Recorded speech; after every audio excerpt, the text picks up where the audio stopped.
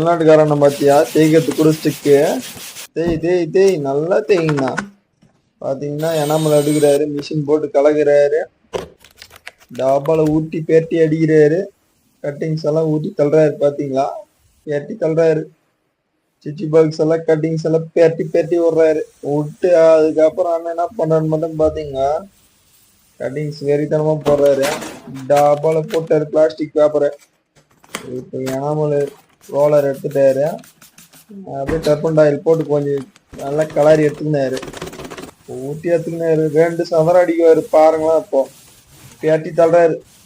அடி அடி அடித்தலை அடித்தலை. வெளிநாட்டுக்காரன் தானே ஷாப்பிங் பண்றாரு. 2வது டைம் செகண்ட் கோட் போடுறாரு. என்ன பினிஷிங் வரும் பாருங்க இப்போ அண்ணன் போடுறத.